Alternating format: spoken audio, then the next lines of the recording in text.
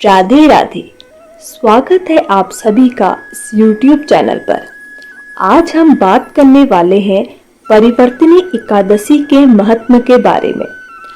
एक बार धर्मराज युधिष्ठिर कहने लगे कि हे भगवान, भाद्रपद के शुक्ल पक्ष की एकादशी का नाम, विधि तथा महत्व विस्तार पूर्वक कहिए। तब श्री कृष्ण भगवान कहने लगे कि हे राजन, सब पापों को नष्ट कर देने वाली उत्तम वामन एकादशी का महत्व मैं तुमसे कहता हूँ, ध्यान पूर्वक सुनो। यह एकादशी जयंती एकादशी भी कहलाती है। इसका व्रत करने से वाजपेय यज्ञ का फल प्राप्त होता है। पापियों के पाप नाश करने के लिए इससे बढ़कर अन्य कोई उपाय नहीं है।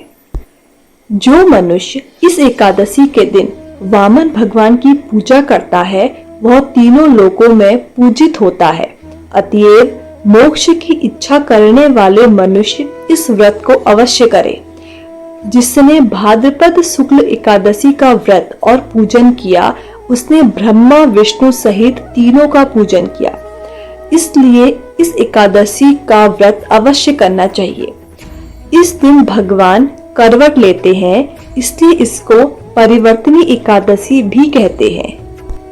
भगवान के ये वचन सुनकर युधिष्ठिर बोले कि हे भगवान, मुझे अति संदेह हो रहा है कि आप किस प्रकार सोते और करवट लेते हैं तथा किस तरह राजा बलि को बांधा और वामन रूप में रखकर क्या क्या लीलाएं की। चतुर्मास के व्रत की क्या विधि है तथा आपके शयन करने पर मनुष्य का क्या कर्तव्य है, सो आप विस्तार पूर्वक मुझसे कहिए। तब श्री कृष्ण भगवान कहने लगे कि हे राजन, अब आप सब पापों को नष्ट करने वाली कथा को ध्यान पूर्वक सुने। त्रेता युग में बलि नामक एक दैत्य मेरा परम भक्त, अत्यंत दानी, सत्यवादी तथा ब्राह्मणों का सेवक था। यज्ञ के प्रभाव से उसने इंद्रादि सब देवताओं को जीत लिया था। तब देवर्षि सहित इंद्रादि सब देवता भगवान के समीप जाकर वेद मंत्रों द्वारा भगवान का पूजन और स्तुति करने लगे। अंत में भगवान ने वामन रूप धारण कर अवतार लिया और अपने तेजस्वी रूप से राजा बलि को जीत लिया। इस वार्ता को सुनकर राजा युधिष्ठिर बोले कि हे जनार्दन, आपने वामन रूप धारण करके उस महाबली दैत्य को किस प्रकार जीता। तब श्री कृष्ण भगवान बोले कि मैंने वामन रूप धारण करके राजा बलि से 3 पग भूमि की याचना करते हुए कहा कि मुझे 3 पग भूमि दे दो, इससे तुम्हें 3 लोकों का दान प्राप्त होगा। राजा बलि ने इसे तुच्छ सी याचना समझकर 3 पग भूमि का संकल्प मुझको दे दिया और मैंने अपने त्रिविक्रम रूप को बढ़ाकर भूलोक में पद, भुवलोक में पेट, जनलोक हृदय, यमलोक में कंठ की स्थापना कर सत्यलोक में मुख, उसके ऊपर मस्तक स्थापित किया। सूर्य, चंद्रमा आदि सब ग्रह, योग, नक्षत्र, इंद्रादि देवता और शेष आदि सब ने विविध प्रकार से वेदों से प्रार्थना करी।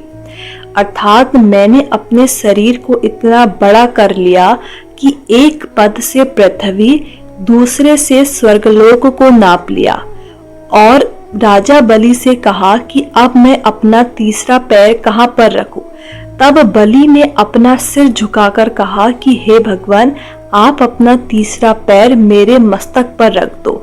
तब मैंने अपना पैर उसके मस्तक पर रख दिया, जिससे मेरा वह भक्त पाताल लोक को चला गया।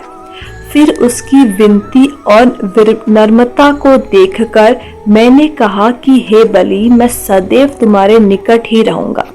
विरोचन के पुत्र बलि के कहने पर वहां पर भाद्रपद शुक्ल परिवर्तनी एकादशी के दिन बलि के आश्रम पर मेरी मूर्ति स्थापित हुई और दूसरी क्षीर सागर में शेषनाग की पीठ पर हुई।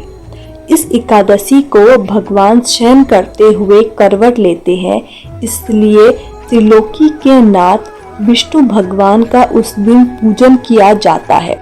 इस दिन तांबा, चांदी, चावल और दही का दान करना चाहिए। रात्रि को जागरण अवश्य करना चाहिए। जो इस प्रकार व्रत करते हैं वे सब पापों से मुक्त होकर स्वर्ग लोक को जाते हैं। उनका चंद्रमा के समान निर्मल यश संसार में फैलता है। जो पापों को नष्ट करने वाली इस कथा को पढ़ते या सुनते हैं उनको 1000 अश्वमेध यज्ञ का फल मिलता है। तो यह थी परिवर्तनी एकादशी की एक पौराणिक कथा। ऐसे ही और अन्य कथाओं के लिए जुड़े रहिए इस चैनल पर। धन्यवाद।